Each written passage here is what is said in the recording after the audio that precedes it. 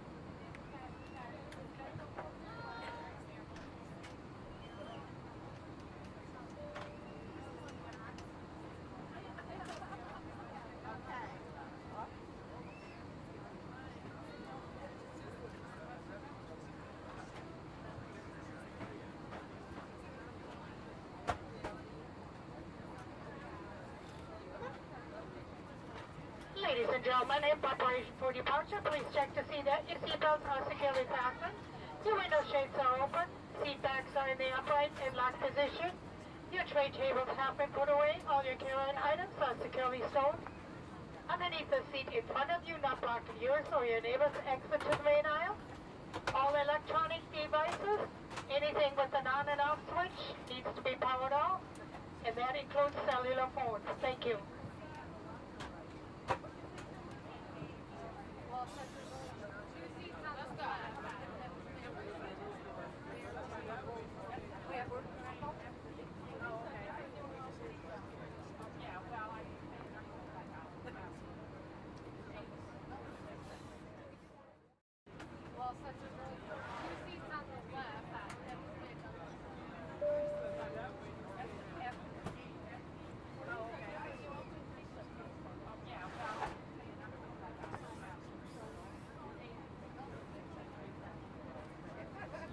Good evening, ladies and gentlemen. Welcome aboard. Once you have located your seat, we ask you that you please step out of the aisle so the passengers behind you can pass you. This will expedite our boarding process. Your large carry-on items need to go in the overhead compartments. Your smaller ones underneath the seat in front of you, keeping all exits and aisles clear. If you need assistance, please contact the flight attendant.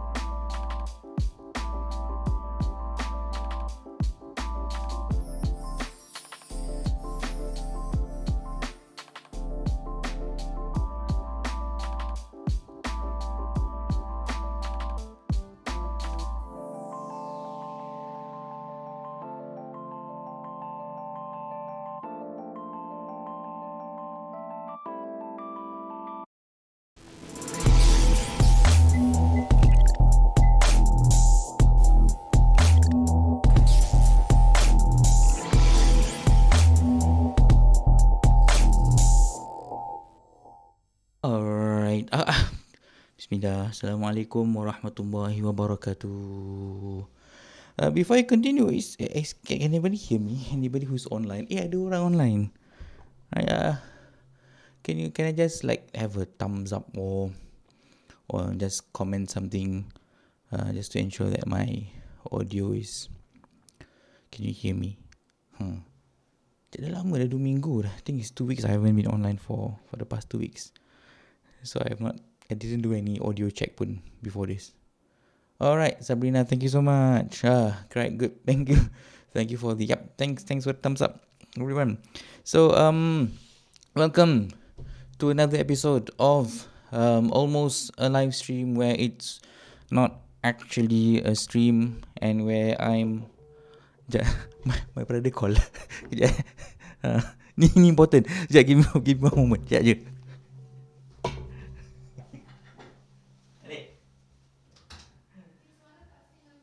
Tak single video.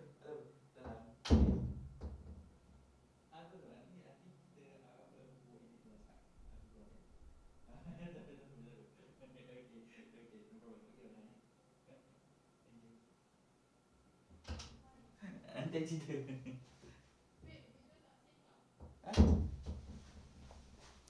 Back. Nak cakap my video tak sync pula. Is it really not syncing? Dia ada lag lah. I mean, there's a few seconds of lag between what I'm doing now dengan kat luar. But it's my audio and my 1, 2, 3, 4, 5 checking. Is my video and audio syncing? 1, 2, 3, 4, 5. Hope it's syncing. Oh, tak ada really. Yeah, tak ada lah. Because you can hear me now and then you are watching at kat luar. I'm talking to my wife. Ni kat luar. So you tak dengar dia sing dia. Waalaikumsalam, Syamil. Thank you. My brother call tadi. Ada technical problem. So, kelakar. Tak ada cerita kat sini. Yeah, syncing. Yeah, thank you. Yep. Because my wife is listening from you. You can hear me from the room.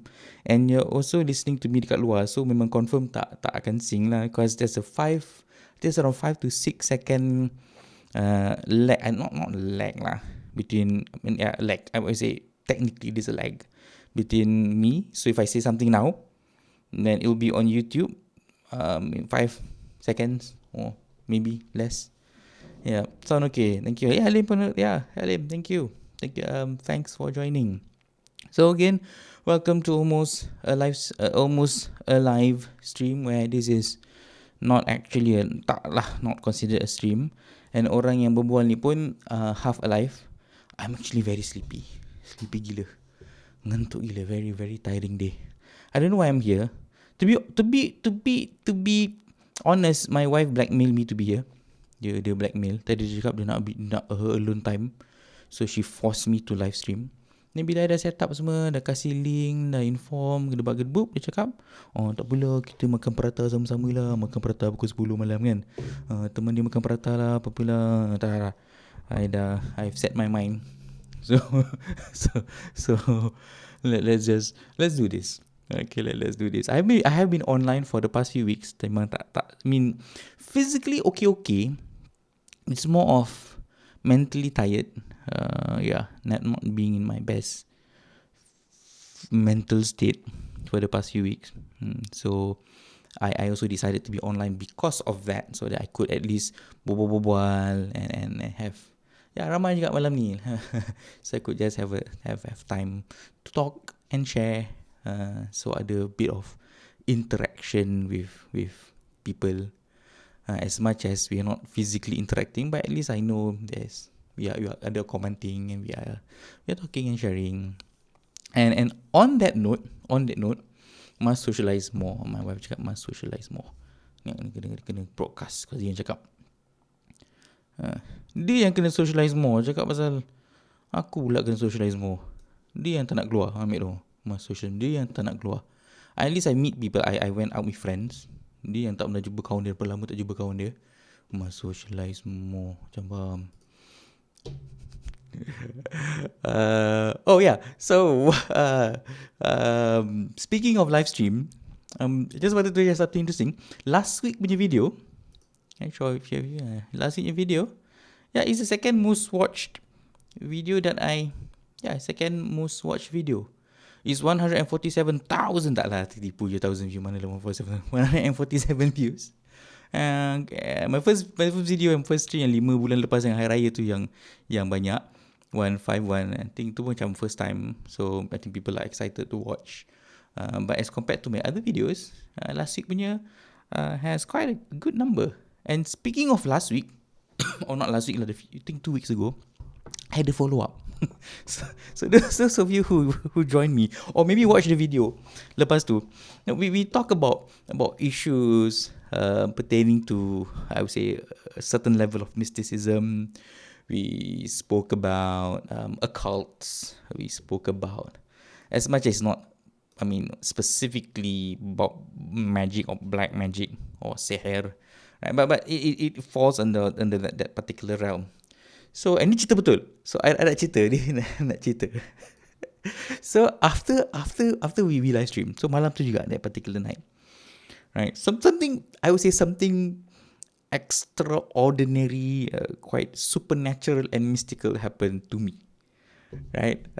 And I'm a very skeptic. I'm a person who's when it comes to issues of hantu lah or jinn or whatever it is, I believe that they exist, but I do not believe to a point that they could in one way or another affect my life. That's it. I believe in that Allah Subhanahu wa Ta'ala is powerful, right? And all these entities, they have no power over me if I believe that God has the ability to overpower them, right? So simple, right? But something interesting happened last week lepas kita live stream. So we were talking about all those kind of stuff, right?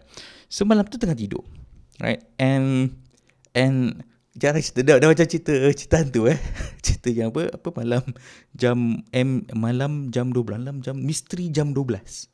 It's around those cerita dia macam gitu. So I think it was around 2 plus, like around 1 plus 2 plus, around that timing. So I tengah tidur. Now the position where I sleep, right? So I'm facing the door. Okay, the door that enters into our bedroom. Okay, the apa dia panggil, main bed. What's the term for not main bedroom? Yalah, the bedroom lah, the bedroom. Master bedroom, main bedroom lah, master bedroom. So but and the door is adjacent to the left side. So I'm closest to the door. I'm facing it. It's on the left side. Right? Yes, master. Thank you. Itulah master bedroom. Right?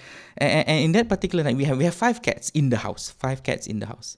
So pancake, sushi, waffle, and that moment in time, we were taking care or cat sitting Coco Miko. Coco Miko is my brother-in-law's cats. Right? So his wife, so dia kerja shift malam and his wife nak tidur rumah mak dia. So we took care of the cats. Usually macam gitulah our arrangement. So in that particular, it was last week lah, last 2 weeks, the last time kita live stream. So in the room was 3 cats. Okay, so Coco, Miko was on the right side. Usually dia akan tidur bawah. He would sleep under our lamp. So it's on the right side. And then Coco, evidently, I don't know why, on that particular night, dia tidur bawah my wife's dresser table, which is on my left. Right? Just right beside me, kat bawah. So one is on my right, one is on my left. And then one in front of me, on my left. And that is Waffle. Waffle sleeps closest to the door. Okay, so the 3. So it was around 2 plus. I was awakened by a sound, and I would say, okay, based upon what I hear, is the sound of a cat. But it's a weird sound. It is. I know those who own cats. Atau I'm wailing at the cat, right? Right. Halim ada, right? Lin ada, right? You know the sound that your cat makes, and then the different sounds that they make in different circumstances, right? You know kalau dia lapar, bunyi dia macam mana, if they are fighting and so on, right? But I heard a sound of a cat, and here's the thing, I am awake. It's a very loud sound. My wife tak bangun, because dia memang dia kalau bom meletup pun dia tak akan bangun, right? I'm a light sleeper, she's a heavy sleeper. Right, so I'm easily awakened by things that happen around me. So I heard this sound, okay, and I kid you not, it's not the sound of any of the cats that were in my house or a cat that I know of. So I quickly assumed that maybe that the sound is made by a cat that maybe dia sakit, sick, or maybe wants attention, or maybe something's happening. So I have to wake up. So I literally took my phone, and then I used my phone, and I used the light from my phone. Because I have a bedside punya lampu kecil, USB punya lampu, but I find that my phone was easier. So I shone the light to the direction of the sound, which was near the door, right? And the only cat that is closest to the door was Waffle. Waffle was the closest cat to the door, right? And when I shone the shone the light in the direction where I assumed the sound of the cat was, I thought instantaneously that it was Waffle. But Waffle was awake. And he was also awake by the sound. But the funny thing, and the weird thing, and the scary part of it was he was also awake, and he was looking at the direction of where the sound was. If he was the one who made the sound, then I would assume that he would be like lying or maybe rolling on the floor or whatever it is, right? But he was fine. His ears was perked up and then pointing at the direction where I heard the sound. And then that's where I got really macam, oh, okay, so it's not Waffle. So I again assume, and I'm being very skeptic and very rational. I assumed, based upon the evidences and the data that I amassed at that particular time, well, it must be from one of the two cats that were sleeping outside of my room, which was maybe closer to the door, which was Pancake and Sushi. So I went to the door, I opened the door, and our door is not closed. It's just like slightly ajar so that the cats would move in and out.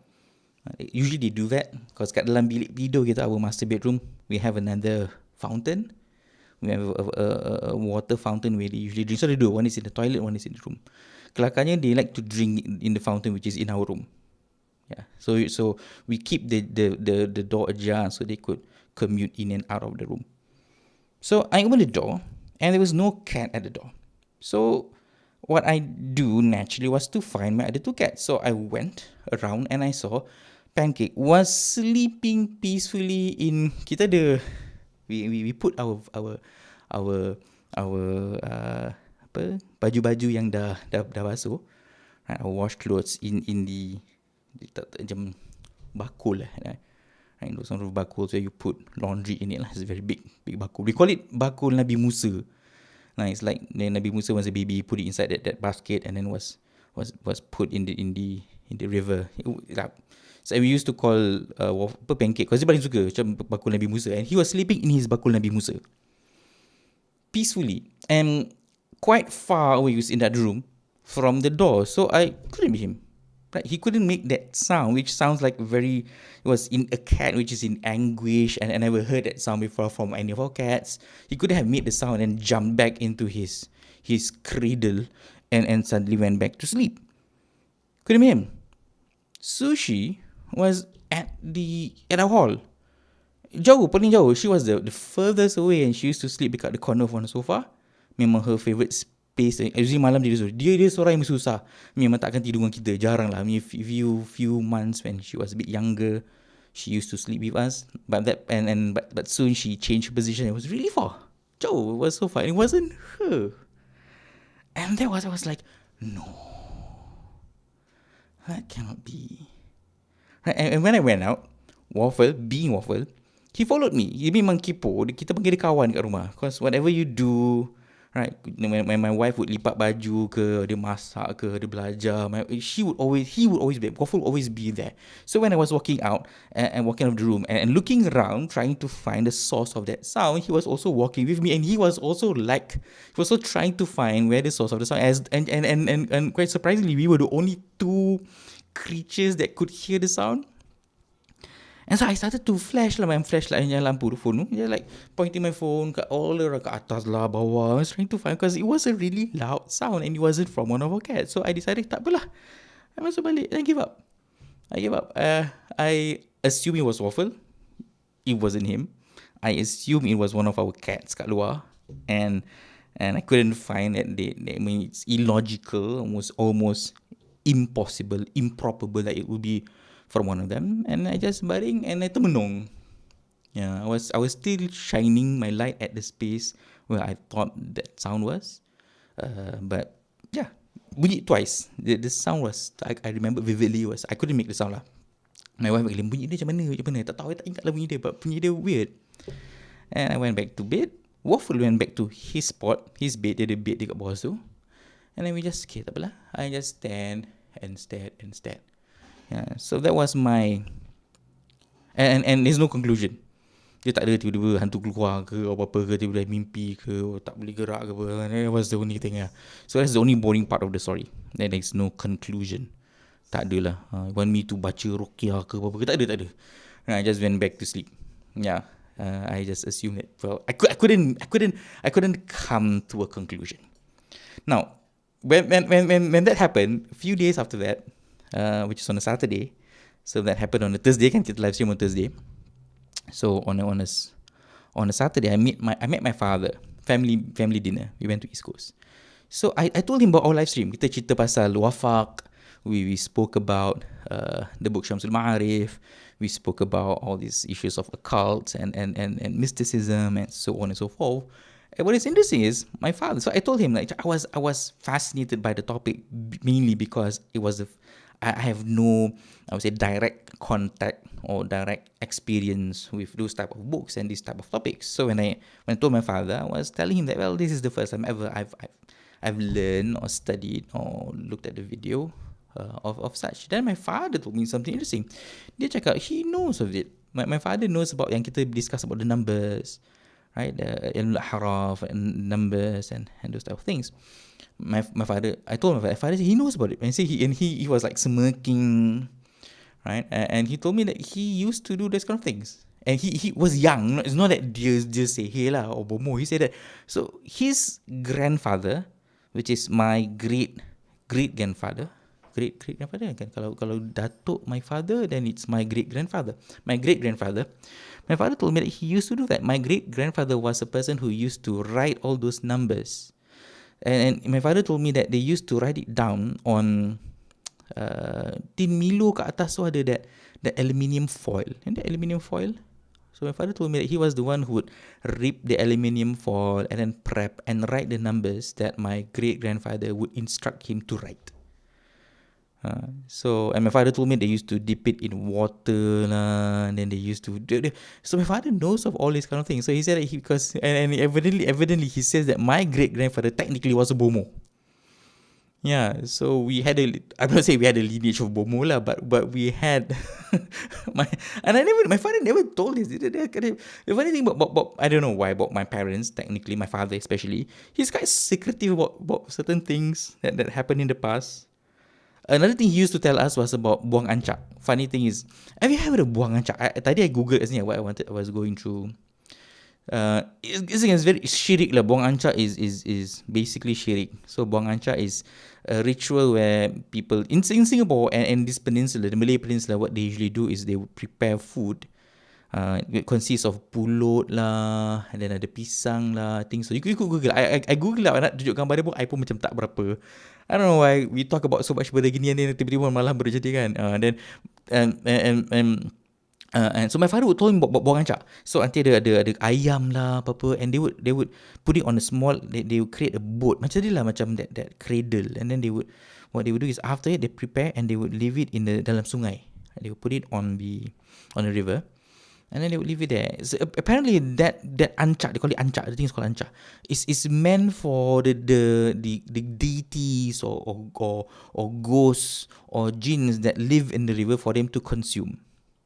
And the reason for that is they would bless them. So if they wanted to create a bridge, or they wanted to go out to fish, right, or whatever it is, any rituals that happens in and about the sea or the river, that offering to the deities or the creatures of the sea would be as a sign of peace, Alright, the offerings, so they would bless them and would not interfere with their actions. My father used to tell me the story. Kebetulan pula, tadi I was out. I went to send my wife's nyai, the grandfather and grandmother dia pergi kind of like Badang. No, Badang is ada orang. Badang offered his services to the human beings. Buang ancak is terbalik. We are offering our offerings, ours to the jinns of the sea or the river, so that they would not kacau kita. Badang is the other way around. Badang dia yang offer the humans like super strength and whatever it is. So tadi I hantar nyai. My wife, you tengah berbual dengan mama tadi. My wife tengah berbual dengan my mother-in-law. I was talking to nyai. So I don't know what happened. I don't know how was the story dan cerita sampai tiba-tiba kita masuk kat situ. And Yai, my grandfather, my wife's grandfather, tiba-tiba cakap pasal buang ancak that he used to, dia tinggal and kampung-kampung, and dia cakap lah time tu jahil lah, he doesn't know, but he used to, there was once he was involved in that ritual, and dia cerita lah dia bawa ancak tu pergi tepi sungai kat Pasir Panjang. Tadi cerita pasal Pasir Panjang. I told him that my family was from Pasir Panjang. My parents dulu tinggal Pasir Panjang. So dia cerita gini-gini. And then dia kan bila lepaskan ancak tu, dia jangan cepat-cepat, jangan tengok depan, cepat-cepat pusing balik lah gini-gini. Then he tampak benda tu macam terbang kat atas sungai gitu-gitu. And it was like that. He placed the ancak, and the ancak, he says what, he kena ayam, and then dia potong kepala ayam dia, and then they had to defeather the ayam, and then the ayam was placed in the buluk kuning, and then in that particular boat size punya cradle or whatever it is, and then place on kat laut tu. Then they say that once dia letak je, dia pusing, dia tengok benda tu macam terbang. Like, well, that was his story lah. Right, so apparently for the past few weeks I've been like bombarded with stories of mysticism and jinns and cults and mystical rituals and so I just wanted to update dulu. Yeah, it was really weird. It was really weird. Yeah.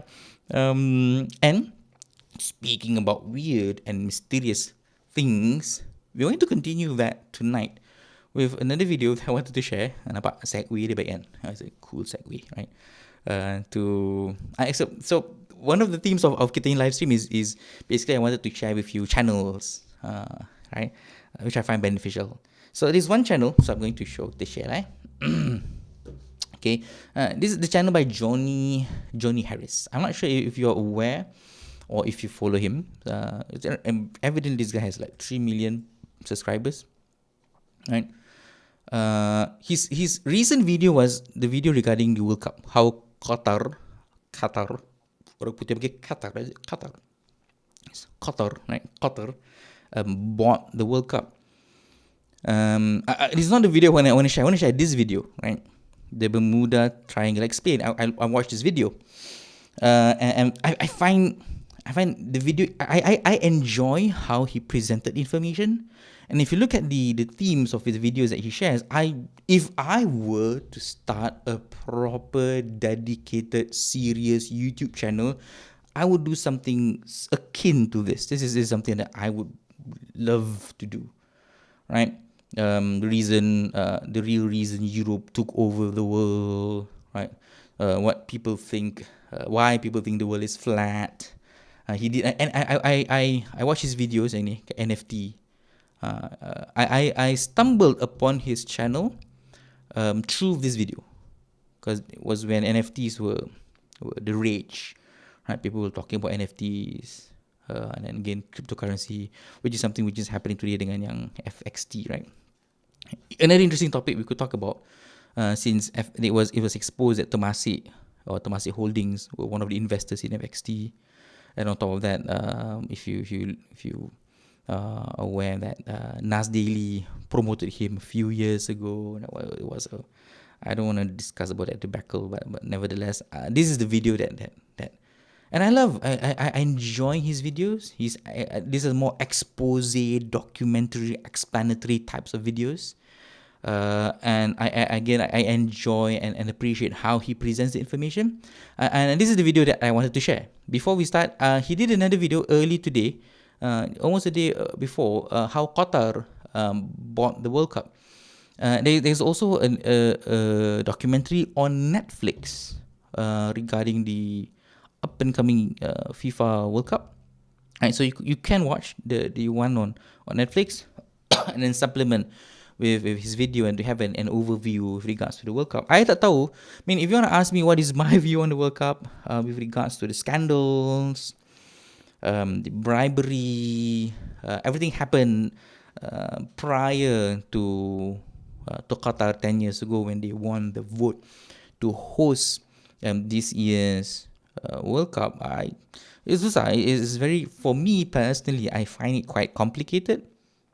Personally, from one aspect, I find that yes, it is a troubling issue. Yes, there are things that I do not support or no condone with regards to the World Cup being held in Qatar and how Qatar won the bid. On the other hand, if you feel that that is the case, and this is the opposite opinion, is you should feel the same way with Olympics or any other sporting events, because technically that is how countries or nations won their bids for any sporting event. So if you're going to condemn Qatar, you also have to condemn whatever it is, like be Japan or America or whatever country, right? You have to be fair. So that there seems to be a targeted, concerted attack on Qatar, right? Mainly because it is, I would say, a so-called Islamic state. Hence, the eyes, the eyeballs of the people are on Qatar. And then, yes, there is a lot of criticism. But why not apply the same criticism to other countries, right? So, but then again, that does not negate, that's a strawman argument. That does not negate the very fact that, yes, it is scandalous, right? So, you watch the videos and then whatever it is you decide nak tengok ke, tak nak tengok ke, or maybe you want to share with us, England is going to bring it home this year, which I don't think so. Southgate's lineup is atrocious. And some will say that, well, this is Argentina's game, I think, whatever it is, like, talk about the World Cup. Nak cakap boleh lah, but maybe some other time, right? Maybe some other time. Bismillah. Or maybe Ronaldo, right? For me personally, I don't care about the World Cup as much. I am not really a World Cup person. When the last World Cup, I tak berapa pay. I don't know why. I'm just not attracted towards the World Cup. It's, yeah, I don't know why. I can't explain, but I don't want to say it now. I'm more concerned with what is happening dengan Ronaldo. Alright. Tengok, Asfar cakap, please support Harry Kane and Eric Dyer. Eric Dyer is, we are calling him Eric Maguire. Right? So he's the poor man's Maguire. Yeah.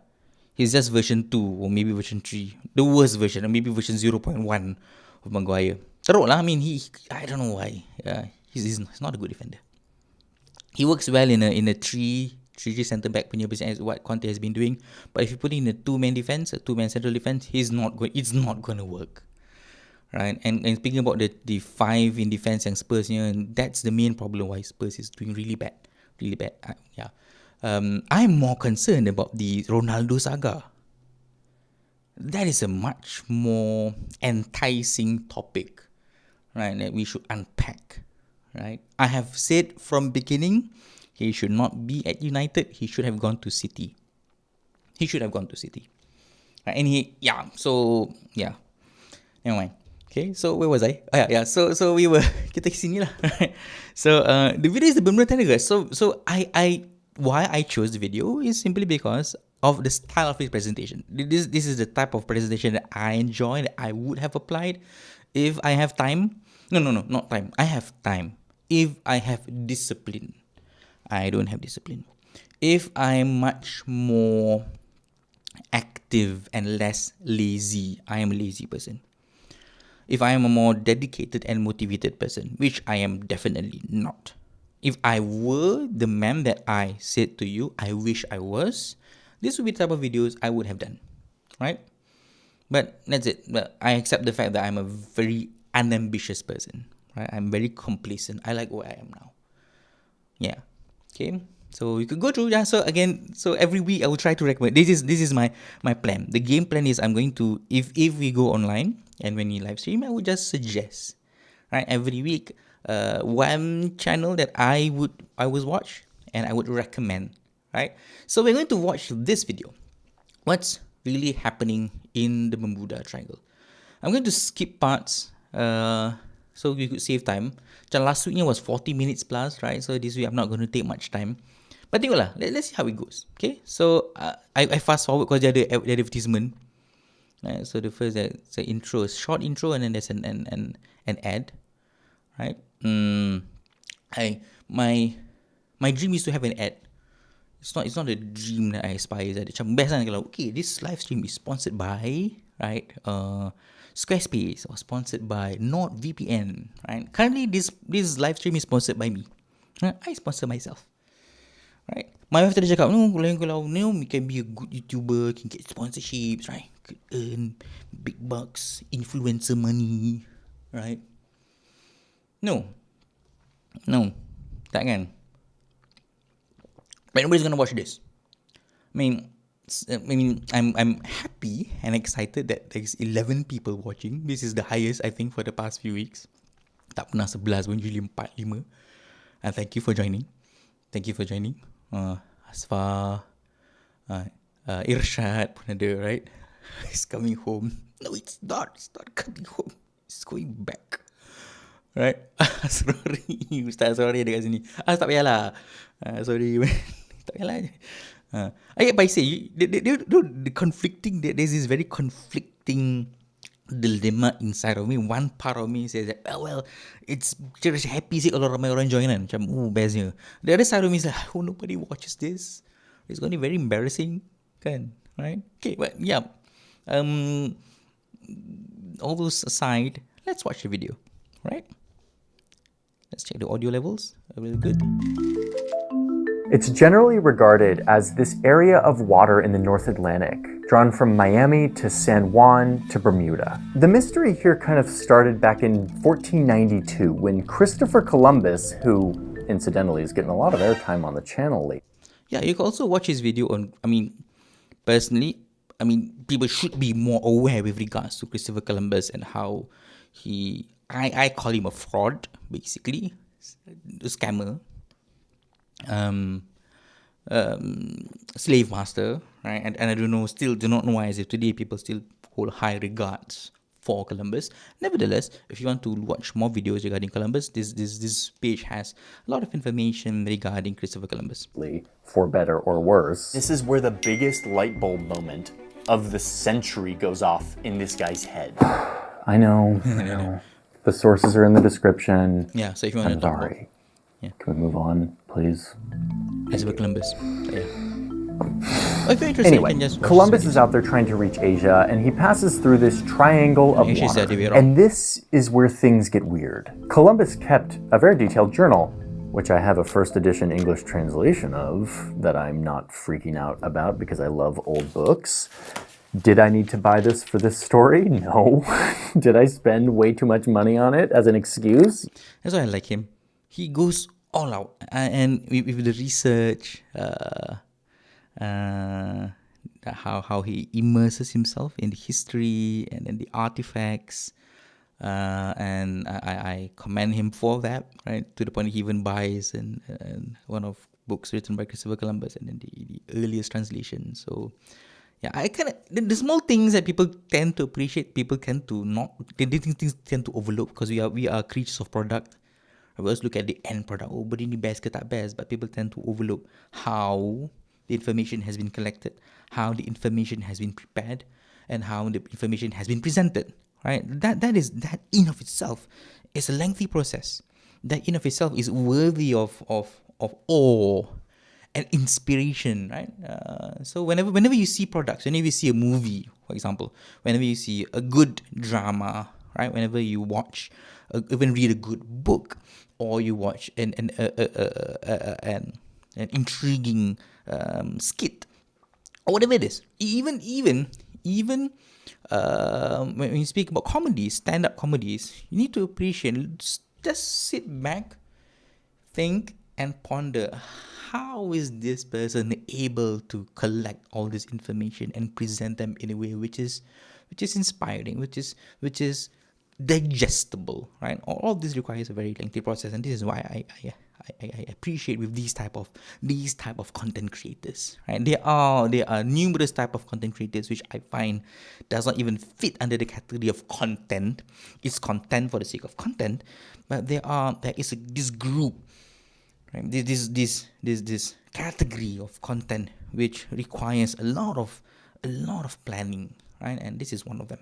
Yes, but while I have it, let's look at it. God, look at this freaking book. Gorgeous.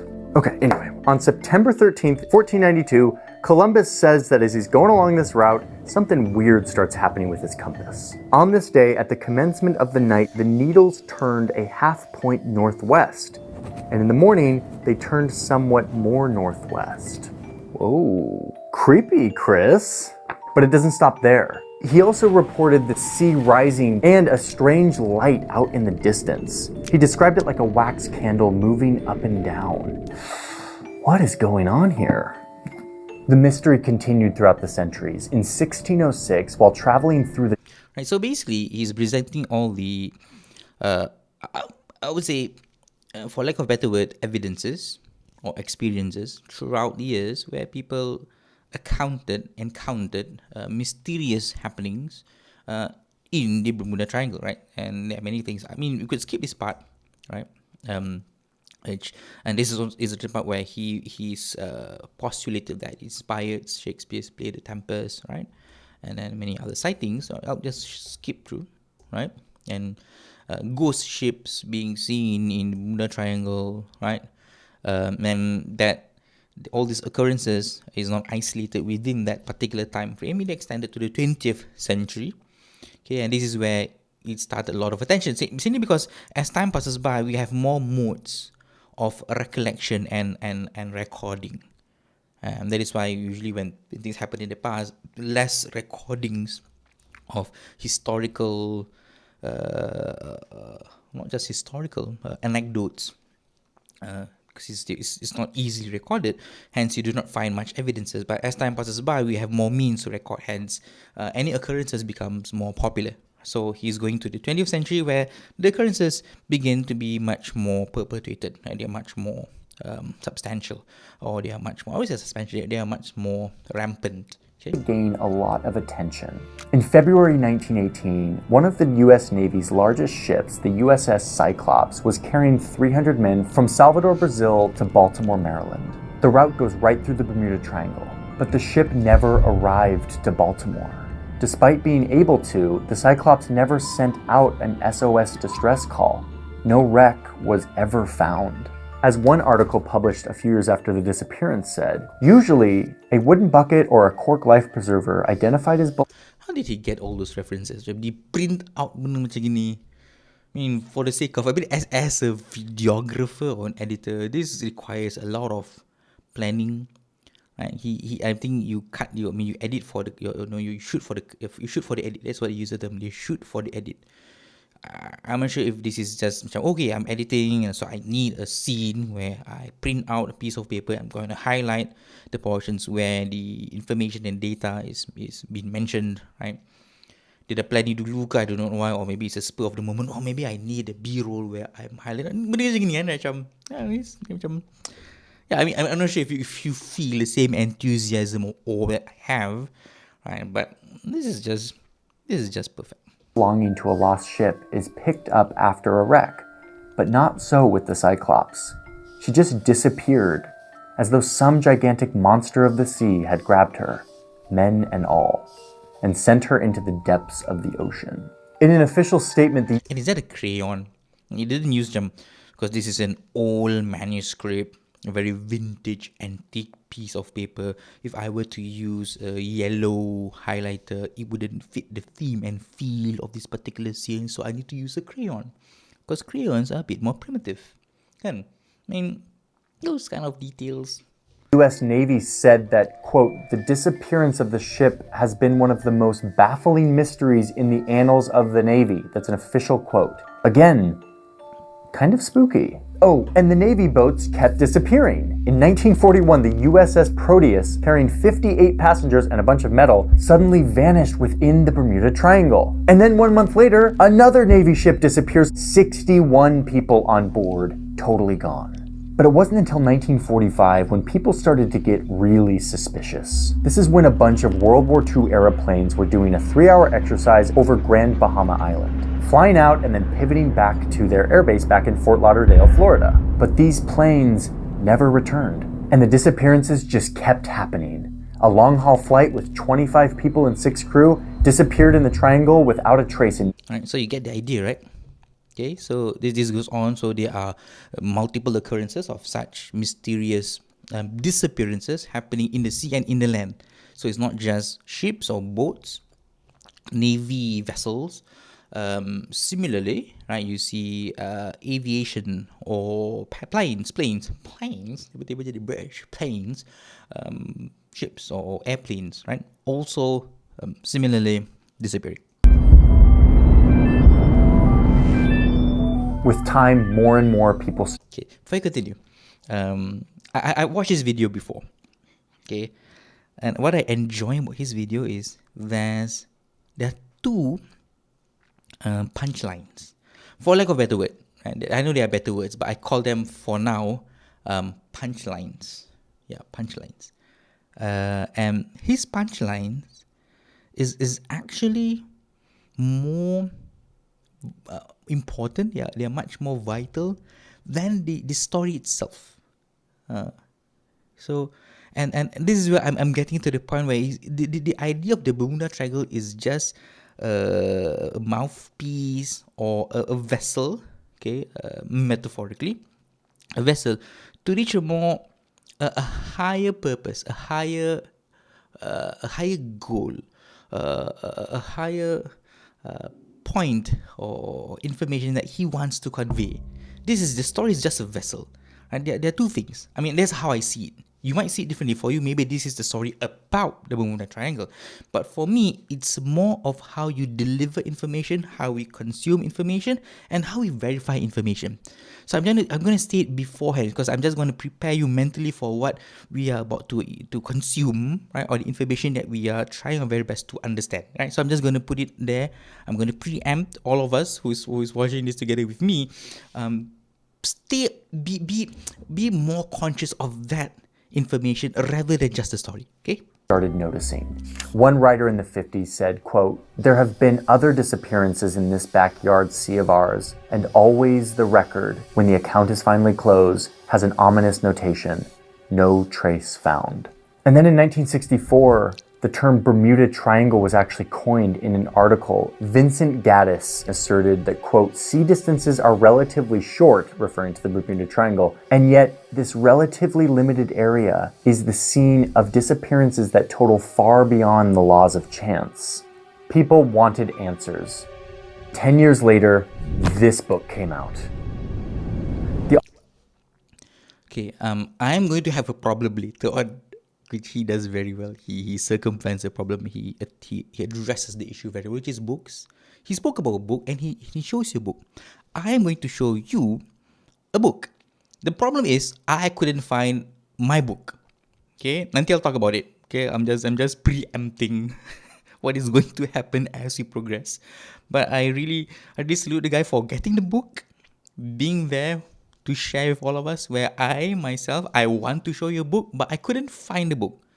My store, which is where we have a lot of in the house, we have bookshelves scattered all around the house. So we have macam sini kat bawah sini I have my hadith collection just below here.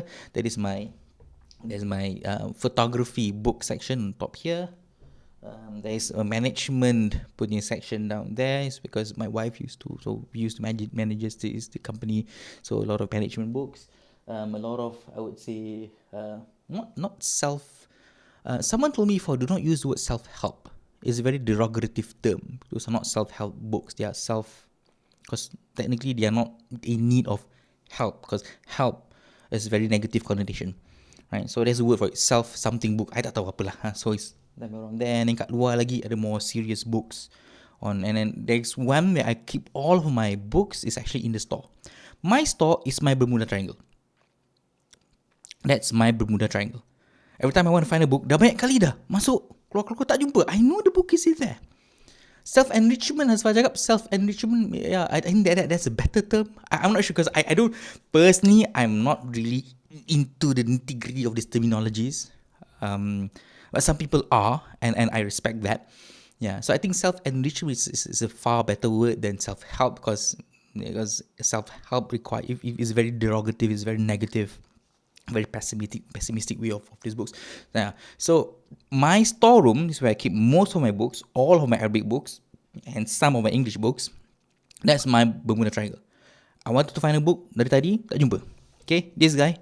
Author goes deep, and he makes the argument that something is really happening in the Bermuda Triangle. It's not just bad weather. This mysterious patch of water is actually a gateway to something much bigger. And then he's not afraid to explore some alternative theories about ancient civilizations and energy that was left over from those civilizations affecting this area. It's magnets, it's crystals, it's wormholes, it's the ripping of space-time. These forces connect us to the physical potential of our universe, all shown to us because of the mysterious disappearances of the Bermuda Triangle. No. Okay, this is the first punchline.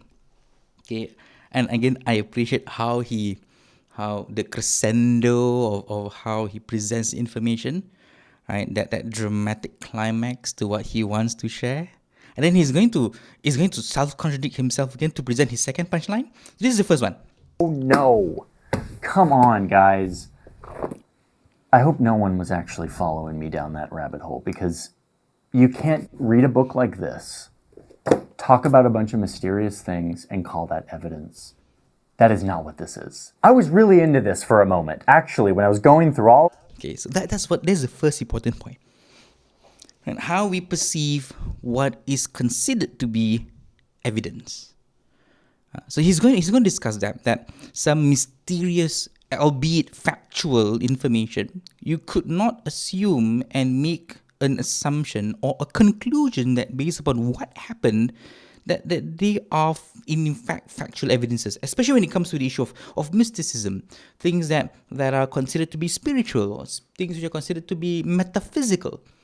Right? And that seems to be the case. And he speaks about storytelling. Great storytelling can be compelling.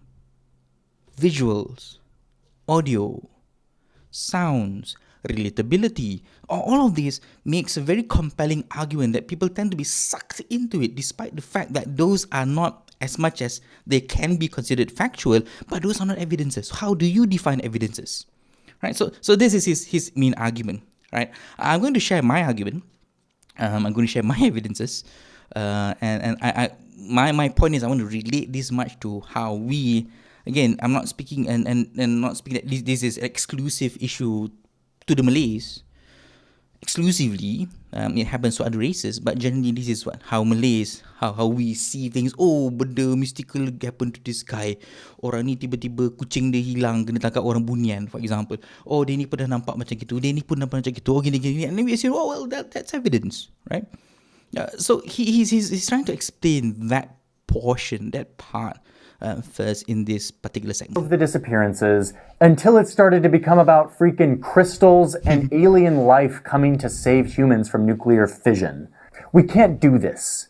We can't present a handful of data points, even if they are factually accurate, separated by hundreds of years and call that proof that this patch of ocean is cursed.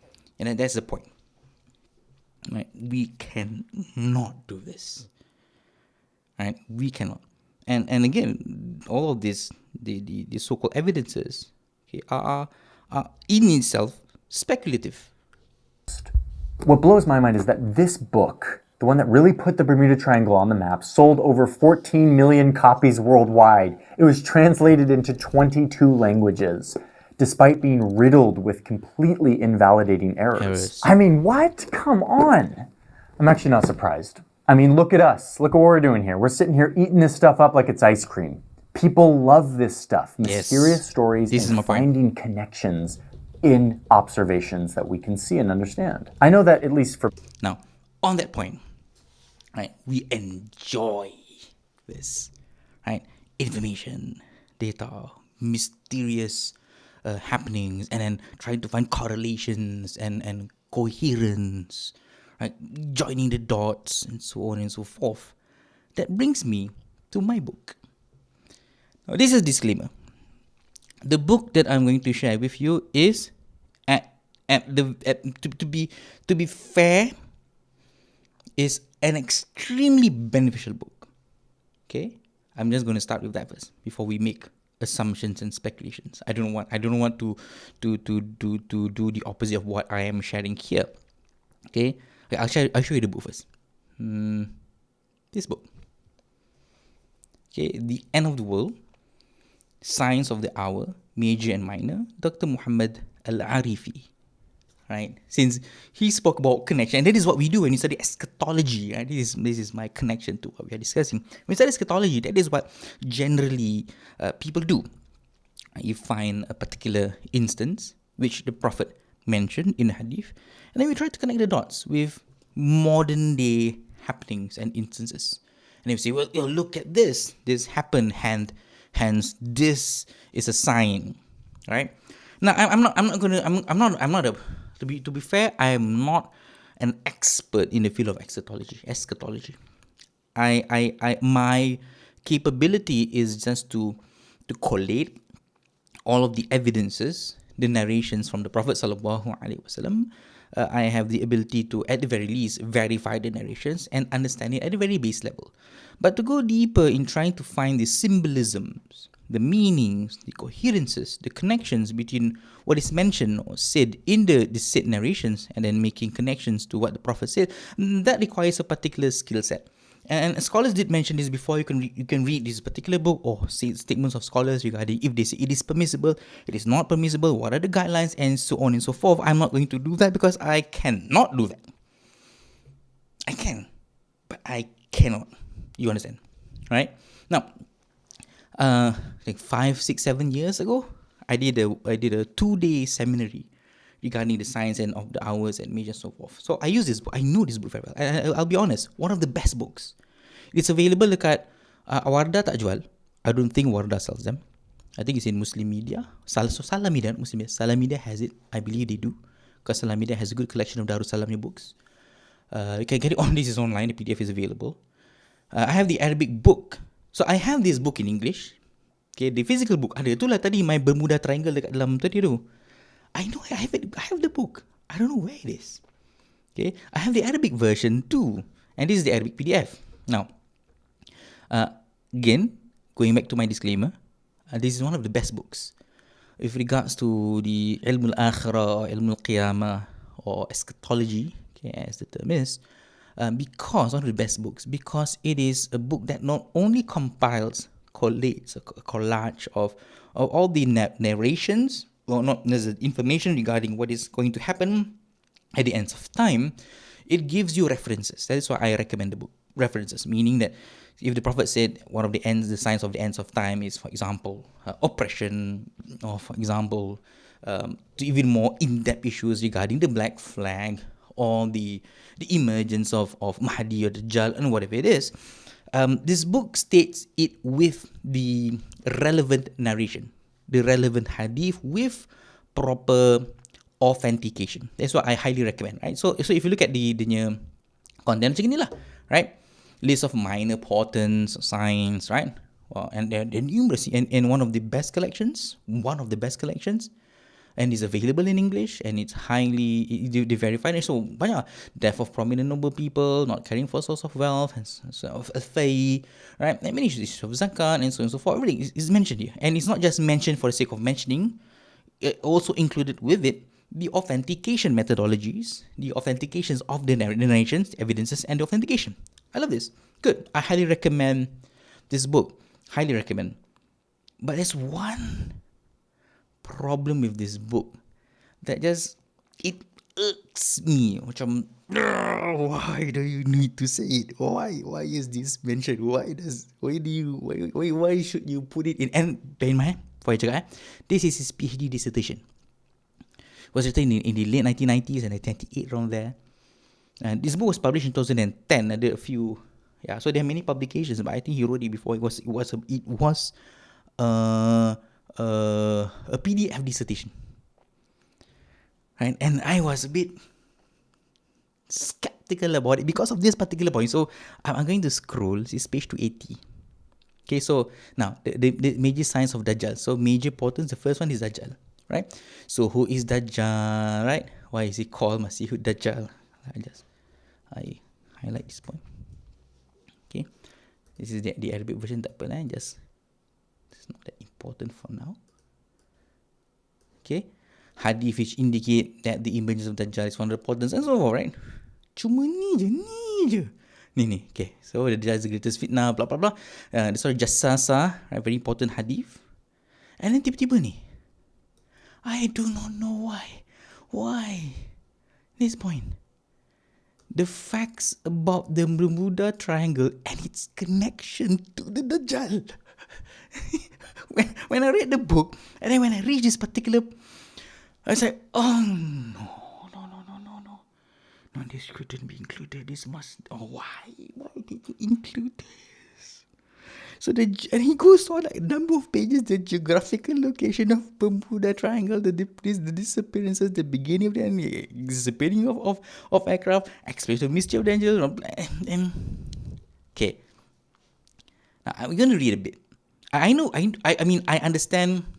It's fun, yeah. As far as it sounds fun, but he falls under the category that what Johnny Harris mentioned tadi.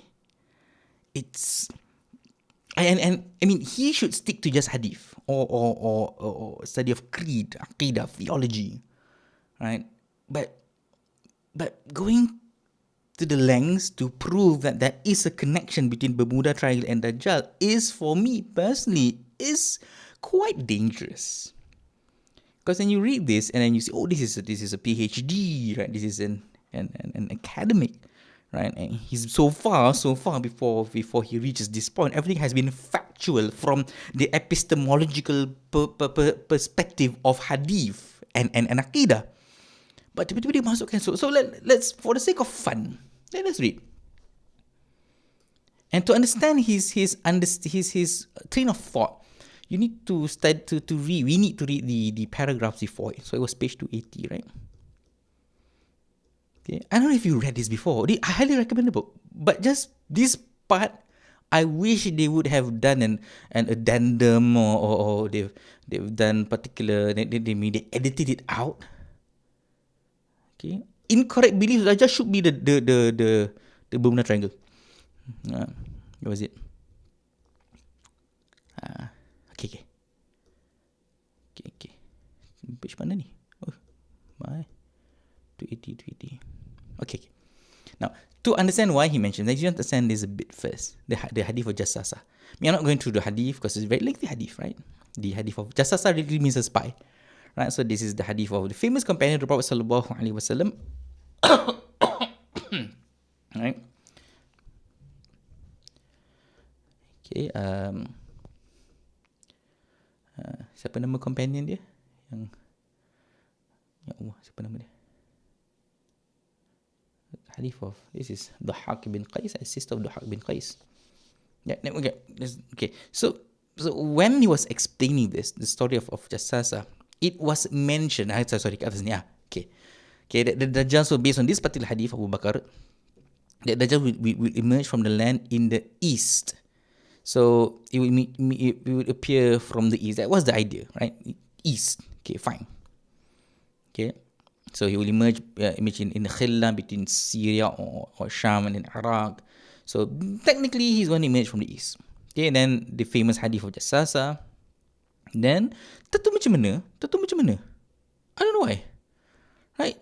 Tiba-tiba, it goes about. Yeah. So I have read that some authors have written about the Dajjal and how they make a connection between the exam Dajjal and the infamous Bermuda Triangle, which is still a mystery. Okay, just I don't know. Okay, man. The facts about Bermuda Triangle and connection. Okay, now, talking about Bermuda Triangle, like talking about myths and fantasy. Yes, that's why you shouldn't put it here. Nevertheless, it's like, ooh, best, the Bermuda Triangle, right? So it's enticing for people to read. So I think that's his idea. It's just more of a clickbaity punya type of topic. Now, so this is mentioned in a video. Now, this is the point where he says this. Okay, the map showing the location of Khorasan, okay, which is here, which is basically modern day in Iran, okay, from which Dajjal will appear, and the location Bermuda in the west, where some people think Dajjal is now. So they say that, well, we can maybe make connection that this is where Dajjal is now before he emerges in Khurasan. He's going to travel here to Khurasan as where he will emerge. No. And how could you connect between the mysterious happenings of Bermuda Triangle and then assume that, well, that is where Dajjal is now? Okay, because he's creating havoc in that particular region. And then he's going to go to Khorasan, and then he's going to emerge from Khorasan. What about all the other mysterious happenings all over the world? Why focus just on the Bermuda Triangle? Right? And then, again, the disappearance of the Bermuda Triangles, the beginning in 1918, tadi kita discuss tadi, right? Like the 1918, the insurgent, tadi we discussed about, I mean, we watched the video regarding insurgents, and then not just about the disappearance of aircrafts and so on and so forth, other explanations for the mysterious triangle, later kita discuss lah, will be the second part of the video, right? Magnetic fields and whatever it is, whatnot, indication, and then the base. That's it. Indication that there's nothing to do. So why include this portion? I find it academically unnecessary.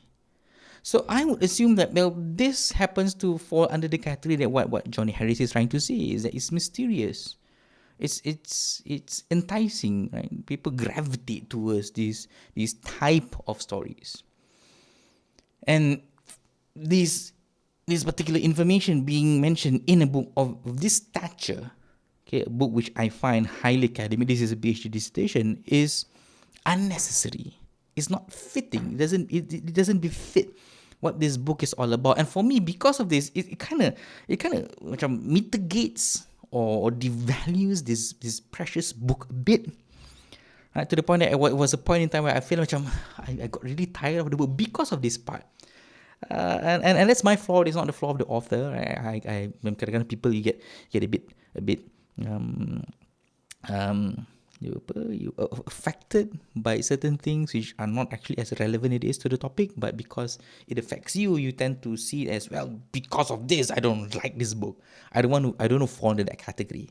But personally, I just find this unnecessary, and it fits the bill well into what Johnny Harris is trying to say here.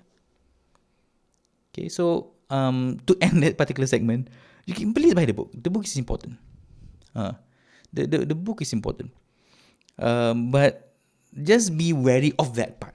Like, just take it as that part does not exist. just do it, right? I highly recommend. Very good book. Okay, one cakap tak reach word kau kot. That's not include maybe, right? Because it's a PhD dissertation, ada a few words saya kena tahu apa kena buat. I cannot use synonyms anymore. Synonyms sudah pakai. Right, there's no more hadith. Hadith, I have exhausted all of the hadiths available. What could I add? Right? Let's talk about the Bermuda Triangle. Right, it's kind of cool, right? Maybe Bermuda Triangle is where Dajjal is living now. Maybe I'll just put it there, and then maybe people won't notice it. I was really imagining how the viva should be, like macam the sheikh, all the other mashayikh, so like sitting down at the table, have 6, 7, 8 mashayikh. That's how vivas would be, right? And they were asking him, right, what they were going through this whole dissertation, and finally, like, Bermuda Triangle. Right? What's your source? Right? Why do you include this? And he's trying his very best to convince them that, this is muhim, right? Bahasa Arab, muhim. أنا أرى أن هذا علم مفيد نستفيد منه. Bahasa Arab lah. Macam begitu kan. I was imagining how he's going to, right? Yeah, if he did his dissertation, he could add Area 51. You could do that. You could include macam Atlantis juga. You could include that Atlantis. You could include all of it. Right? You could add so many things, right? So, I feel sorry. I feel sorry for saying this because he is a scholar. He's one of the directors in Riyadh currently, in University of Riyadh. And I feel a bit bad for making fun of that particular part, but I just lament that particular portion, and whenever he spoke all this, I teringat pula pasal buku tu. So I just wanted to share. So this, I would say these malaise, right? This issue is not just existent within certain factions of the community. It extends even towards academics, right? And we should try to be a bit more aware that we do not fall under this rabbit hole, right? This problem. No matter how data-minded and objective I am, I kind of get intoxicated. And in there, I assume Sheikh Arifi was this, how data centric you are, how objective you are. You tend to get, right, you get sucked into the story, right? You tend to be swayed by the mysticism. A good mysterious story. Our brains are like built for this stuff. Especially when the storyteller throws in little embellishments like, despite being able to, the Cyclops never sent out an SOS distress call. This tendency is really concerning to me. And honestly, more and more as I realize how powerful of a tool storytelling is, especially visual storytelling, where I can layer in the music and the visuals to make your brain think that it is real. Okay, wait a minute. Okay. I appreciate that part, storytelling. As much as I feel that storytelling is necessary, it's an important component in how you relay content. Surprisingly enough, I just want to share. This is good news for my behalf. I've been invited to give a 5-hour punya workshop. 5-hour workshop for MCACS, Darul Arkam, to run a workshop on online digital content, online dakwah. I've never been very happy because I have never been engaging in public for the past 6 years, 7 years. And they invited. I've invited myself banyak kali to speak. Invited Toto Malu, kan? Right? I have a book. Macam dulu there was a book reading. I compiled the hadith, and I invited myself. I was never invited. So I forgot how many years before I was actually invited. I spoke to my wife. Ni cerita personal, kan? Told to my wife. I felt macam, why? Nobody has ever invited me before for the past 6-7 years, and I have been doing content ever since COVID, even pre-COVID, right? And I have things I wanted to share. The last time was Shukran.com. I think Shukran Shahib messaged me was during COVID. I think 1-2 years ago. Said that Ustaz, you want to join us in a session where we speak about creativity, speak about online digital content and how it influences da'wah. I turned him down because I felt that I wasn't the best person to speak about it. As much as I felt like, oh, this is something I wanted to talk, I wanted to share. Right? I felt like I could contribute something. It might not be as substantial as somebody else, but I could. But then there's my what's the saying? What's the saying? Not inferior complex. And part of it is inferiority complex. Part of it is imposter syndrome. Right? The imposter syndrome hit me like a ton of bricks. Boom, right? So I turned him down. I said, tak mahu Ustaz, you find someone else, right? And yeah, imposter syndrome. And after that, for the past 3, 4, 5 years, I've never been invited until now. And I told my wife, imposter syndrome was him, but she was very buat je, right? And alhamdulillah, I think it's December, 3rd December. It's an online punya course. I wish I was preparing for a physical punya course workshop, so we could macam the idea was to teach all the asatizahs, the dakwah officials in Darul Arkam how to edit videos using their phones, pakai, I think it's called CapCut. I told my wife I'm more inclined towards understanding the history of digital content, looking at how to tell a proper story, looking at long and short format videos and how they have influenced how we consume information and content. So I was very happy. And one of these I want to talk about is storytelling, effective storytelling, how we convey da'wah and how we convey information and how we could use the methods used in proper storytelling and how we convey information regarding religion, right? So and I appreciate that, but then again, the double-edged sword in storytelling is you could also make things which are not factual, things which are maybe even incorrect, okay, things which are misinformed, but with true storytelling, good storytelling, it seems feasible, it seems viable, it seems acceptable, right? So that is how, and for years, even if you look at this, poets, if you look at the Quran, shu'ara, right? Even there are many hadith the Prophet spoke about how eloquence could be a type of sorcery, how people use words to influence and sway people, and we see that a lot today, right? So it's double-edged sword regarding storytelling. Ustaz, mana nak dapat buku ni? Alim tanya. I think if I can recall correctly, you could buy dekat Salam Media. Salam Media has it. Alim tanya mana dapat buku tu. Okay, I think you're referring to the buku yang tadi kan, The Science of the Ends of Time kan. Salam Media has it. Kalau nak PDF pun boleh ikut message personally, I'll send you the PDF. Okay, if you want a digital copy, yeah. Salam Media, or if you tak nak, PDF available. Right? So this is what he's trying to say, right? So, and he is, I would say, Johnny Harris also, he falls under that category because he uses engaging storytelling to tell people. He uses visuals, sounds, audio cues, hooks, right? Clickbaits and stuff, right? So people are reeled into it. Okay, so yeah, I just find this an interesting issue regarding storytelling, how we are easily persuaded or even swayed by good storytelling. You're asking, is this a video about the Bermuda Triangle, or is this Johnny Harris's current soul searching about... This was my point. Yeah, I for me is factual accuracy and storytelling. I look at it as that. My takeaway from his, and there's a second punchline.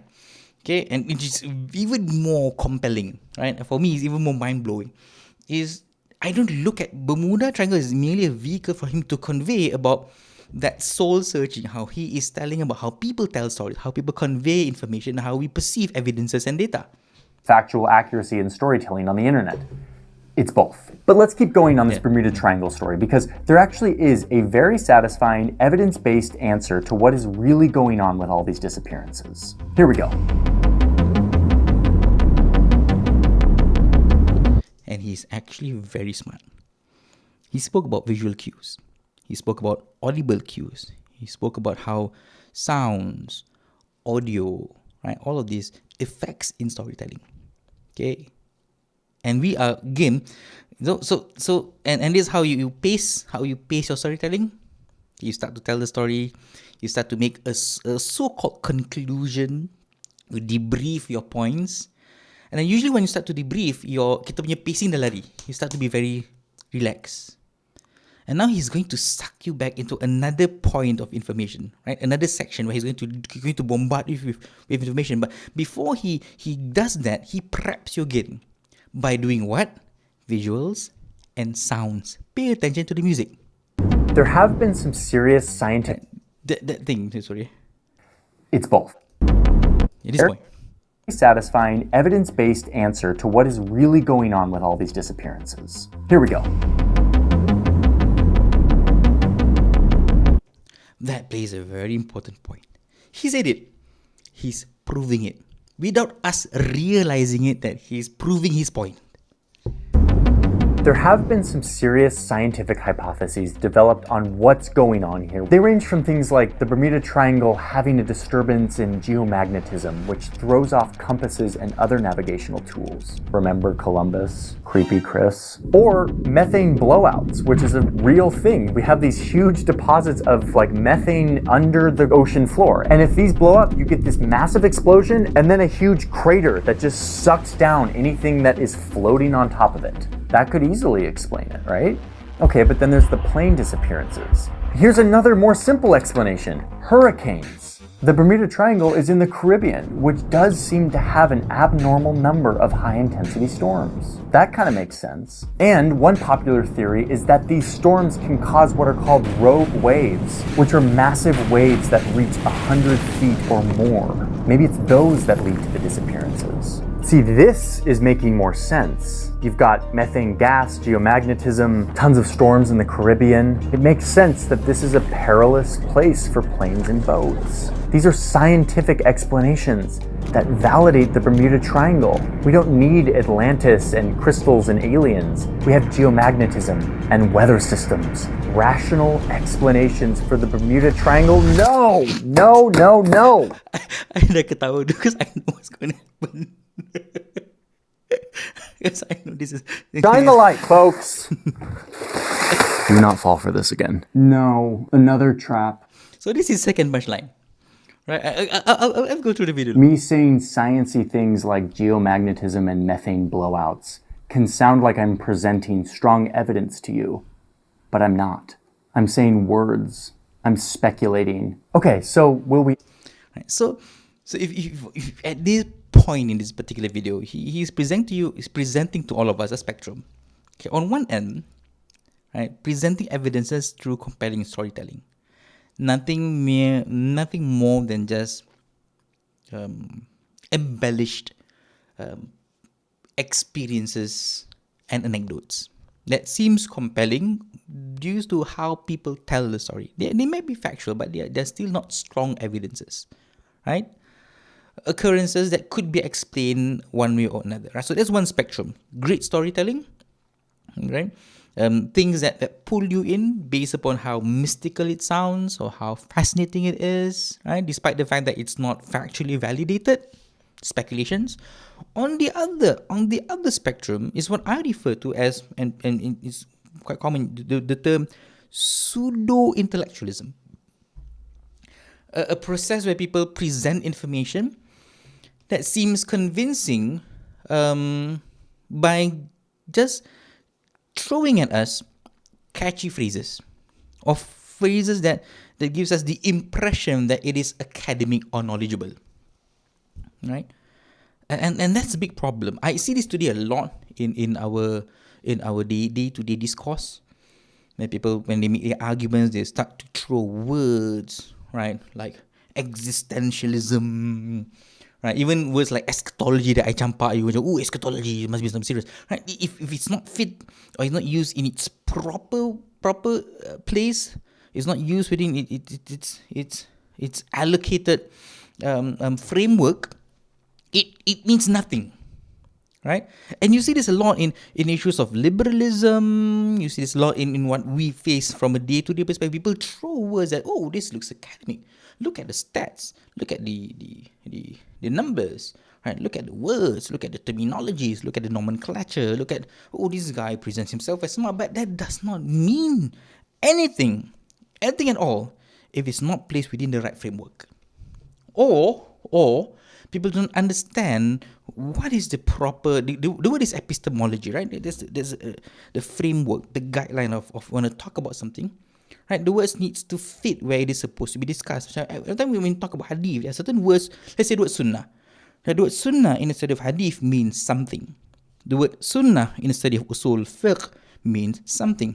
The word sunnah in the study of aqidah means something else. The word sunnah in the study of fiqh, like not just deriving ruling, but the usage in practical law and legislation, it means something else. Just by throwing the word sunnah or another word for this particular matter doesn't mean that it means what we assume it is. And this is how people tend to deceive people by using these words. And you know what? Guess. Right, who's the type of people that use these words a lot? Usually politicians. Singapore politicians are the best. They are trained to use these words to deceive you in how and they are very very good when it comes to interviews. You ask you one question and they straw man, right? They go to say and use words. They throw words, right?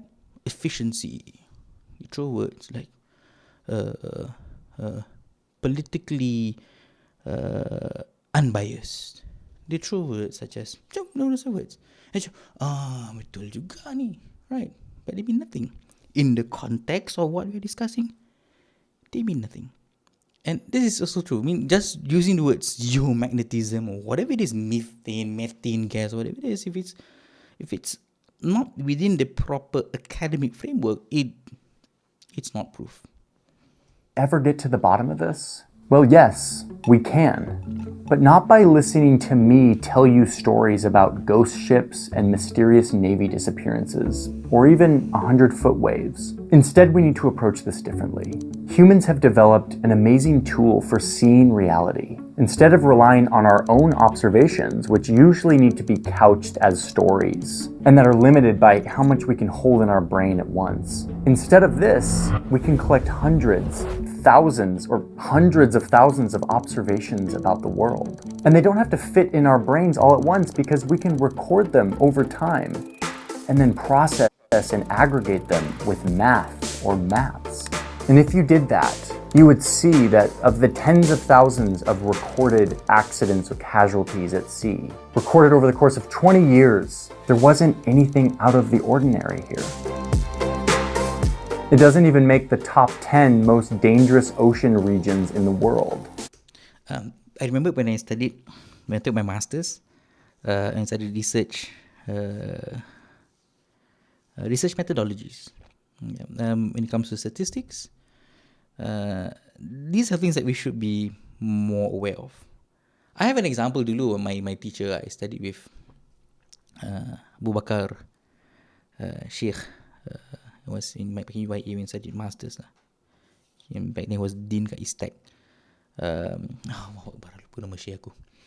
Right. He gave me an example. I wish I could recollect the example that he gave regarding cars and stuff and statistics, right? And he said that statistics needs to be understood well within the framework of the data information. You cannot just throw statistics and I remember he gave the example of I forgot lah, tak apalah. I mean, this is a very good example of how statistics works.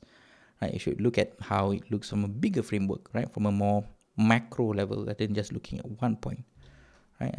And these are, I think, basic information that we need to learn about when we read statistics, probabilities. We look at numbers, we look at tables, we look at. It needs to be presented well. I mean, astaghfirullahaladzim. Many, inilah masalah tak prepare. Ni last minute hari ni. If I prepared, I would share with you numerous examples, even within the scope of religiosity dalam Islam and how we present information and data, but it's misconstrued due to our inability of understanding and comprehending statistics and data, right? So just take this as a good example that when you throw proper statistics, you need to look at it from a bigger picture. I do not make conclusions just because a person, this is a percentage of what happens and so forth, or this happens. No, but you need to look at the bigger picture. At least according to another analysis, another data set. Yeah. We wanted to make damn sure on this, so we reached out to Lloyd's List, which is a shipping publication who graciously spent months aggregating data, tons of data about marine casualties out to sea. We found that 1.8% of all vessels everywhere in the world have some casualty, including mysterious disappearances. 1.8%. And that of the 8,634 boats that passed through the Bermuda Triangle, there were only 2 casualties. 0.02% of the boats that passed through here had an accident. 90 times lower than the global average. That was for 2021. So yeah, that's the evidence we should actually be looking at and talking about. It's not as tantalizing as the stories told in this book that sold 20 million copies, but it's true. It's what actually happened. And the beautiful thing is, you can then go and look at my sources, look at the data sets that I used, and you can interrogate them. And you can come back and tell me that my data is weak because of the way it was collected and what was left out. That's called discourse. And it is the foundation of how we know what we know about the world. All of us need to be vigilant of this. Perhaps me more than anyone. I'm a storyteller. But I also want to be a communicator of true information about the world, to communicate to you. And yeah, we'll definitely disagree on what that information means and how important certain things are, interpretation, opinion, etc. But I'm here to make a further commitment to going the extra mile to gather the best truth I can, to make sure that it's actually real. So, thank you for being here, for being a part of my discourse, my learning, and to check me on this when I get loose, and to make sure that together we don't let the power of I love that last part. It's very it's a compelling ending statement, and I wish that the minute of also that he spoke about data, but discourse is what all. Again, I'm wishing I don't have to say this, or I'm looking from this perspective, but nevertheless, I wish this is something that I believe religious teachers, religious authorities, asatizas generally, this is something that they would hold on to. This seems to be the mantra of when we convey and share religious information, that we have to be accountable of what we say. Right? That is a discourse. Right? We share the data, information to the best of our capability by doing proper research and the probability and possibility of being questioned with regards to the data. And with any information, regardless of is it considered to be the information of religious studies or even academia, or even we use the term secular information, tak salah. I don't agree with that term. Nevertheless, right, it applies similarly to Islamic studies. Right? You say, oh, this scholar says so, this hadith says so, this person says so, then we are entitled to, well, is it true? Is the information correct? Is the interpretation correct? Now, you have your own interpretation, I might have my own interpretation. Let's discuss. That's the discourse. right? But the authority, the asatiza, the ustaz, has to present, macam dia kata tadi, to the best of his capability, to present to you that version of the truth to the people based upon proper research and not just mere naysaying or merely listening to rumors or maybe just storytelling. Which I kind of find that in the end of the day, macam mostly religious classes and what we see today are just merely storytelling. It's just a way of how you feel good, how you relate, how you consume the information. That's all. That's all. Is it true? Is it authentic? Is it verified? Is that the best opinion available? That it doesn't matter anymore for, especially when it comes to religious. It's all about how I feel, how you convey the information, how, right? And the last part of this I love this, right? I appreciate what he's trying to say here, and this doesn't apply to just information that he is trying to deliver and whatever people are trying to deliver in regards to contents or information or even academic information or information based on data. As I said before, this also translates well in the realm of Islamic studies. Story get in the way of the power of truth. We're done. Thank you so much. I also like to thank each and every one of you who joined me somewhere in this point in time. I hope it was a beneficial video. As much as we know a bit about Bermuda Triangle, I don't think that's the main takeaway. It's more about how we present information is much more important than the whole story or the myth, okay, of the Bermuda Triangle. I think that's much more important, and that's my when I saw this video, this is the thing I wanted to share.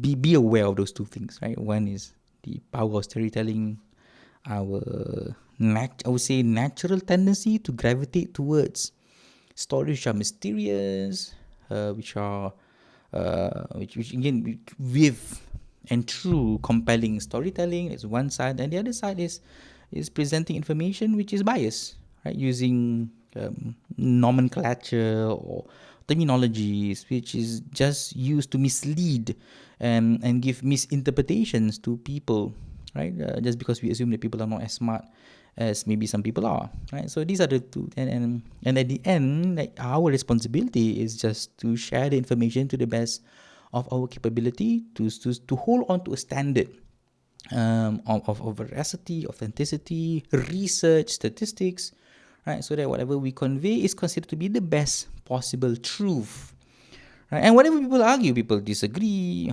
conjecture, whatever it is, right? It's up to debate, it's up to discourse.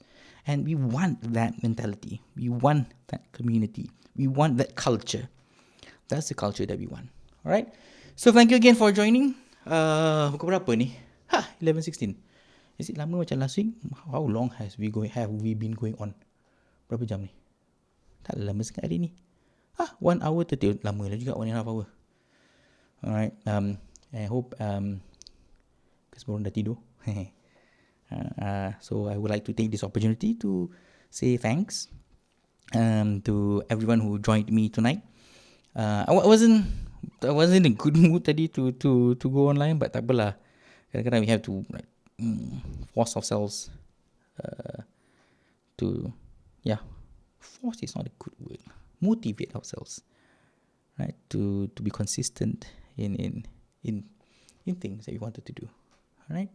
So thank you so much. Terima kasih Halim, yang ada kat sini yang nampak nama-nama lah. Azfa, Sabrina, Diana, Asrori. Asrori kata semua lagi kat sini tak? Irsyad, thank you so much for keeping me company. Thank you for keeping me company. That is what keeping me company. So at least that I know that people are actually here. Yes, thank you. Sas, when is the next watch talk? To be honest, I have a lot of ideas that I want to talk about with regards to, because I have my separate channel. I started a separate channel, which is 96.1. That channel is dedicated specifically for watch related content, and I have a lot of ideas I wanted to speak about the latest. I think it's the Deep Sea Challenge, Rolex Deep Sea Challenge. and how I find that again, talking about information and data, how Rolex has been misleading people with their information regarding their first. They say Rolex is the first waterproof watch lah, they are the first perpetual calendar. Those are all lies. And they've done it for the purpose of gimmicks and marketing. Basically, Rolex is a marketing company. And the reason why they did that with the Deep Sea Challenge was another marketing ploy just to one off Omega and their ultra deep diver. So it was one of it. I want to talk about micro brands and how I would say micro brands is the future of watchmaking, and how the traditional watchmakers are losing the game. Banyak benda, a lot of things I wanted to do, right? I don't know what format. Initially wanted to record and then share, or we should do another live stream. So I have a lot of topics to discuss when it comes to watches. So itulah I personally I don't know how should I manage my time. Which is my priority. Where should I slot in this particular timing for if it is a live stream or if I could record. So there are a lot of variables here and there. But I always wanted to speak and talk and share more about watches. Cuma itulah. So kalau Asfar tanya when is the next watch talk, I have the topics ready. I have the research done. Is just that I am at this current moment not, I would say not ready. Not ready is not a good word juga lah. Yeah, I'll just do it for now. Not ready to commit yet. Alright. and thank you for the question. Really appreciate it. Halim kata thank you sir for sharing. It's called something that I'm very interested. Yeah, I am. It should be something that everybody should be interested in and have, I would say, adequate information regarding it. As it is part of the tenets of belief in Islam, in belief in Iman, especially in the Islamic faith. And there are guidelines. Do not want to go through the guidelines, but at the very basic, we should be aware of it. Wanted to say a lot of things, but tak mahu nanti jadi kelas agama. I don't want to go there. But I'm happy and grateful that it has been beneficial. Next week, kalau jadi live stream, I have something a bit more light. It's very short, sampai setengah jam pun next week. And it's going to be a bit quirky and wacky. I'm not sure if it's going to be as beneficial, but I just wanted to share. So next week, we'll look at another YouTube channel. And I don't recommend a YouTube channel, I'm just going to share it. That's next week lah. If anybody intends to join to next week, insyaAllah. Alhamdulillah, this live stream, for the past live stream, even Academy live stream kan, there has been macam intruders from I would say vile and quite perverse accounts. Tiba-tiba diorang recommend websites and stuff. I've read in YouTube, they say one of the ways to stop it is to only let those who subscribe comment. So if they're not subscribed to the channel, tak boleh comment. All these scammers and spam. Even kat Academy tu keluar. I check Academy punya YouTube and when people comment, I have to ban and report. Alhamdulillah hari ni tak ada. So it happens kat Academy punya channel when we live stream. Even on our live stream last week, tahu siapa perasan ke tak, pun ada juga. Yeah, so one way of doing it is to only let those who subscribe comment. So having said that, please do subscribe. If you are here joining me and you belum lagi subscribe je, tak apa. I think tak ada apa-apa sangat pun. I'm not going to send you emails lah, ask you to join an MLM group ke. Tak ada. Just subscribe. So if I turn on that option, it should be easier for you to join, insyaAllah. Kalau lah you nak join lagi. So far dah berapa video ni? Dah 5 video dah. Not bad lah. Berapa video ni? I think dah 1, 2, 3, 4, 6. I tak sempat poster ni last minute juga. Yeah, few videos. Right. Okay. So I think we're done. Thank you so much. Thank you so much. I really appreciate everyone here spending your time with me, sharing your thoughts, commenting, or just joining pun. I'm very happy. And I wish all of you a good evening and a good week ahead. Please make dua for me. I always minta doa. I'm going to have a few quite a hectic few weeks sampai December. Alhamdulillah. Yeah. So please make dua for me, and I make dua. Yes, please make dua for all of you, and please like and subscribe. Okay. And this video is brought to you by tak ada, belum ada sponsor lagi. Nanti ada sponsor baru boleh. It's brought to you by myself. Okay. Thank you Rishad. Hilang suara dah. Thank you Rishad. Thank you Alim. Thank you Asfa. Thank you Sabrina. Thank you Diana. Thank you Irshad dah cakap tadi kan. So lagi thank you Wailing. Is Shah here? Tak tahu if Shah here ke tak ada. If he is, thank you. And have a good rest. Week ahead. Thank you for joining. Hope to see all of you next week. InsyaAllah. Kalau ada. With that, thank you. And I end with Assalamualaikum warahmatullahi wabarakatuh. Bye semua. Bye-bye.